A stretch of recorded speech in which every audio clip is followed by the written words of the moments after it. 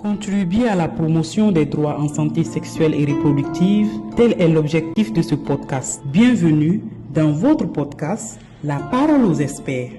Aujourd'hui, nous aborderons un autre aspect fondamental des DSSR, le lien entre la santé sexuelle et reproductive et l'autonomisation des femmes. Pour explorer ce sujet, nous accueillons notre chère invitée, Madame Néné Aïe Bayo, qui est la présidente de la coalition C'est la vie 2.0, femme entrepreneur et gérante de l'entreprise Kiss Néné. Restez avec nous pour une discussion enrichissante. La parole aux experts. Alors, Madame Bayo, pouvez-vous expliquer en quoi la santé sexuelle et reproductive est liée à l'autonomisation des femmes? La santé sexuelle et reproductive est liée directement à l'autonomisation de la femme parce qu'elle permet aux femmes de prendre des décisions, de s'informer sur leur corps et leur reproduction.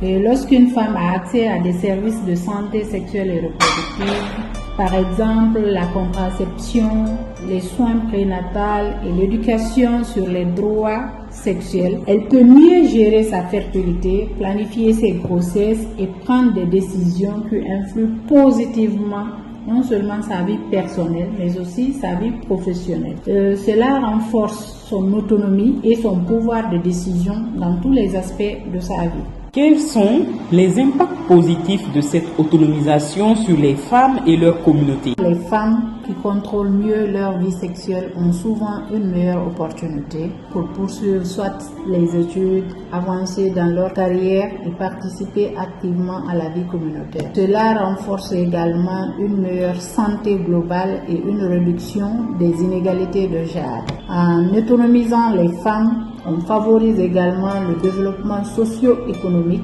des communautés en général. Quels obstacles freinent l'autonomisation des femmes en lien avec la santé sexuelle et reproductive? Les obstacles incluent un accès limité aux soins de santé reproductive, c'est-à-dire on prend l'exemple sur les coûts élevés des produits contraceptifs, et les lois restrictives, les stigmas sociaux, les préjugés et puis les tabous qui peuvent également jouer un rôle dans la restriction de l'accès aux services nécessaires, limitant ainsi le choix disponible pour les femmes. Donc il faut lutter surtout contre toutes ces barrières pour que les femmes puissent se sentir à l'aise et avoir un accès équitable aux services de santé sexuelle, surtout dans l'achat des produits contraceptifs dans les cliniques. Quelles stratégies peuvent être mises en place pour surmonter ces obstacles et promouvoir l'autonomisation des femmes? Pour pouvoir surmonter tous ces obstacles, il est très important de promouvoir des politiques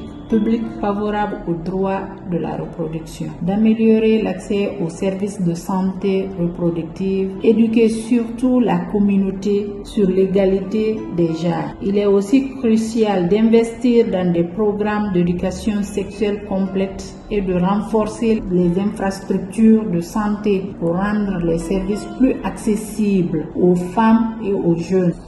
Merci beaucoup à Madame Néné Aïe Bayo pour ses éclaircissements sur le lien entre la santé sexuelle et reproductive et l'autonomisation des femmes. Et à bientôt pour un prochain épisode. La parole aux experts est un podcast réalisé par Code grâce à l'appui de ShareNet International.